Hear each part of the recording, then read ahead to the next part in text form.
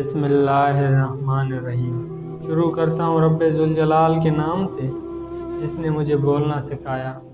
السلام علیکم ناظرین اکرام، پھر سے آپ کو دل کی گہرائیوں سے المعز ٹی میں خوش آمدید کہتا ہوں۔ علامہ ابن جوزی اپنی کتاب ضم الوی میں لکھتے ہیں کہ ابن نجیم نے ایک بااعتماد دوست کا واقعہ بیان کیا ہے کہ ایک مرتبہ میں نے خواب میں دیکھا کہ میرے گھر کے قریب جو قبرستان ہے، اس قبرستان کے مردے اپنی اپنی قبروں سے نکلے ہیں اور ایک جگہ اکٹھا ہو رہے ہیں، حتیٰ کہ تمام اہل قبر ایک جگہ جمع ہو گئے۔ پھر انہوں نے گریہ وزاری شروع کر دی اور گڑ گڑا کر بارگاہ الہی میں دعا کرتے رہے، یا اللہ، فلاں عورت جو صبح مر گئی ہے وہ ہمارے قبرستان میں دفن نہ ہو، یا اللہ ہمیں اس سے بچا لے۔ یہ گریہ وزاری سن کر میں نے ایک مردے سے پوچھا، ماجرا کیا ہے؟ تم کیوں یہ دعا کر رہے ہو؟ اس نے بتایا، جو عورت آج مری ہے وہ جہنمی ہے، اگر یہ ہمارے قبرستان میں دفن کر دی گئی تو ہمیں اس کا عذاب دیکھنے میں تکلیف ہوگی، اس لیے ہم گریہ وزاری کر رہے ہیں اور گڑ گڑا کر دعا مانگ رہے ہیں۔ یہ سن کر میں بیدار ہو گیا اور سخت متعجب ہوا۔ صبح ہوئی تو قبرستان کی طرف نکلا اور دیکھا کہ قبر کھودنے والوں نے قبر کھود دی ہے۔ میں نے ان سے پوچھا، یہ کس کے لیے بنائی گئی ہے؟ انہوں نے بتایا کہ ایک مالدار تاجر کی بیوی فوت ہو گئی ہے، یہ اس کے لیے قبر کھودی گئی۔ میں نے ان کو رات والا منظر بتا دیا۔ قبر کھودنے والوں نے واقعہ سن کر قبر بند کر دی۔ اب میں انتظار کرنے لگا کہ کیا ہوتا ہے۔ تھوڑی ہی دیر گزری تھی کہ چند آدمی آئے اور قبر کھودنے والوں سے پوچھا، قبر تیار ہو گئی؟ انہوں نے جواب میں کہا، یہاں قبر نہیں بن سکتی کیونکہ نیچے کیچڑ ہے۔ وہ آدمی یہ سن کر دوسرے قبرستان چلا گیا، کیونکہ وہاں بھی خواب والی بات پہنچ چکی تھی، اس لیے انہوں نے بھی قبر کھودنے سے انکار کر دیا۔ پھر وہاں سے وہ آدمی کسی دوسرے قبرستان گیا اور وہاں قبر بنوائی گئی۔ پھر میں جنازے کی آمد کا انتظار کرنے لگا۔ اچانک یہ شور اٹھا کہ جنازہ آ رہا ہے۔ میں بھی جنازے کے ساتھ ہو گیا۔ جنازے کے پیچھے ایک خوبصورت نوجوان کو میں نے دیکھا۔ میرے پوچھنے پر مجھے بتایا کہ اس عورت میت کا بیٹا ہے۔ اس کی اور اس کے باپ کی تعزیت کی جا رہی تھی۔ جب میت دفن کر دی گئی تو میں ان دونوں کے قریب گیا اور کہا کہ میں نے رات کو ایک خواب دیکھا ہے، اگر اجازت ہو تو بیان کر دوں۔ یہ سن کر باپ نے یعنی مرنے والی کے خاوند نے کہا کہ مجھے خواب سننے کی ضرورت نہیں، لیکن لڑکے نے کہا، سنائیں۔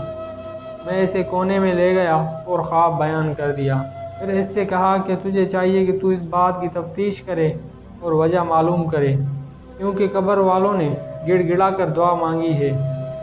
اس نوجوان نے کہا، اور تو مجھے کچھ معلوم نہیں، مگر اتنا جانتا ہوں کہ میری ماں شراب نوشی کرتی تھی اور گانے سنتی تھی اور دیگر عورتوں پر بہتان لگایا کرتی تھی، مگر یہ اعمال اتنے سنجیدہ نہیں کہ یہاں تک کہ بات پہنچ جائے کہ مردے بھی دعا کریں کہ یہ ہم میں دفن نہ ہو۔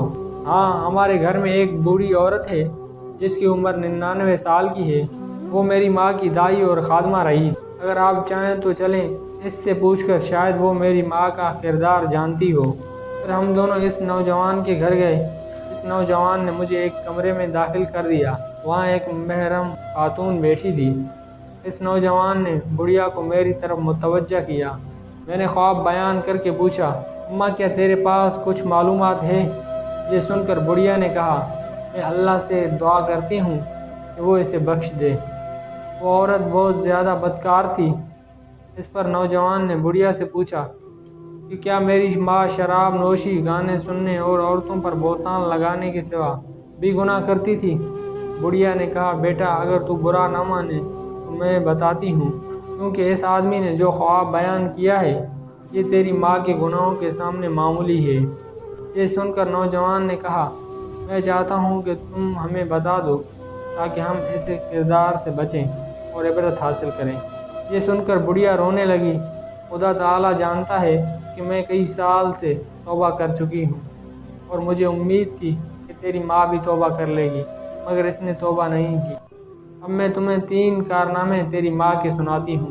تو اس بڑھیا نے اس عورت کے لڑکے کو مخاطب کر کے کہا کہ تیری ماں بہت بڑی بدکار تھی، ہر دن ایک دو نوجوان اس کے گھر آتے تھے جن سے وہ اپنی خواہشات پوری کرتی تھی، اور تیرا باپ بازار میں کام کرتا تھا۔ پھر تو جب جوانی کو پہنچا، نہایت ہی حسین نوجوان تھا۔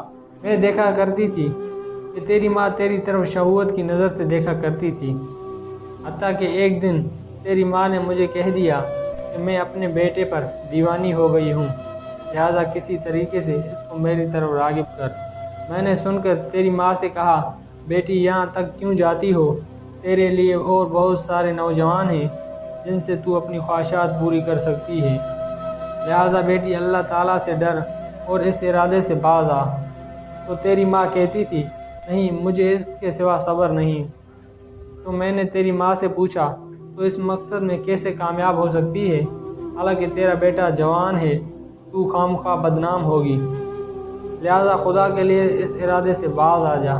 تیری ماں نے مجھ سے کہا، اماں تو میری مدد کر تو میں کامیاب ہو سکتی ہوں۔ میں نے پوچھا، کیا حل کیا جائے؟ تو تیری ماں نے کہا کہ فلاں گلی کے مقام میں ایک عرضی نوس رہتا ہے جو خط لکھ کر مردوں کو عورتوں سے ملاپ کراتا ہے اور اجرت لیتا ہے۔ تو اس کو کہے کہ وہ میرے بیٹے کو تحریر لکھے اور نام لیے بغیر کہے، ایک کنواری لڑکی تجھ سے عشق کی حد تک محبت کرتی ہے، وہ تجھے فلاں جگہ فلاں وقت ملاپ چاہتی ہے۔ اس بوڑھی عورت نے کہا کہ میں نے ایسا ہی کیا، اور جب میں نے تجھے وہ خط دیا تو بھی پھر دیوانہ ہو گیا اور تو نے لکھ دیا کہ مجھے منظور ہے، فلاں وقت میں آ جاؤں گا۔ تو میں نے تیری ماں کو وہ خط لے کر دیا۔ تیری ماں نے جواب پڑھ کر کہا کہ اماں تو میرے بیٹے سے کہے کہ فلاں وقت فلاں جگہ آ جائے، اور تو فلاں کمرہ اچھی طرح تیار کر اور اس میں پھول اور خوشبو وغیرہ کا انتظام بھی کر، اور تو میرے بیٹے کو یہ بھی کہے کہ جس عورت نے تجھے بلایا ہے وہ ابھی کنواری ہے، وہ روشنی پسند نہیں کرتی، بلکہ یہ کام اندھیرے میں بہتر ہے تاکہ تمہارے والد تم پر شک نہ کریں۔ پھر میں تیرے پاس آئی تو نے بھی یہ بات مان لی اور رات کا وقت مقرر ہوا۔ میں نے تیرا جواب تیری ماں کو پہنچایا تو اس نے بہترین کپڑے پہنے اور عمدہ خوشبو لگائی، اور وہ اس کمرے میں پہنچ گئی، اور پھر تو بھی پہنچ گیا، اور پھر دعویٰ عیش سحری تک جاری رہا۔ پھر تو وہیں سو گیا۔ میں نے صبح کے وقت آ کر تجھے جگایا۔ پھر چند دنوں کے بعد تیری ماں نے مجھ سے کہا، اماں میں اپنے بیٹے سے حاملہ ہو گئی ہوں، اب میں کیا کروں؟ تو میں نے کہا کہ مجھے تو کچھ پتہ نہیں، لیکن تیری ماں کسی ہیلے بہانے سے تجھ سے اپنی خواہشات کرتی رہی۔ حالانکہ ولادت کا وقت قریب آ گیا تو تیری ماں نے تیرے باپ سے کہا کہ میں بیمار ہوں، میں چاہتی ہوں کہ میں کچھ دن اپنی ماں کے پاس ہو آؤں۔ تو تیرے باپ نے اجازت دے دی۔ پھر میں اور تیری ماں تیری نانی کے گھر چلے گئے، وہاں ایک کمرے میں رہائش رکھ لی، اور جب ولادت کا وقت آیا تو میں ایک دائی کو بلا کر لائی تو تیری ماں کے ہاں ایک بچہ پیدا ہوا جو کہ تیری ماں نے مار دیا۔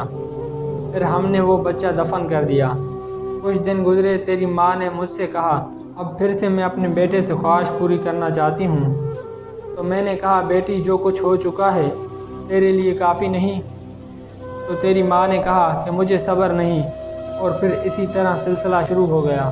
پھر جب وہ بڑھیا دوسرا قصہ سنانے لگی تو اس عورت کے بیٹے نے یہ کہہ کر بات ختم کر دی، اماں بس کر، اتنا ہی کافی ہے، اللہ تعالیٰ میری ماں پر لعنت کرے اور ساتھ تجھ پر بھی ہو۔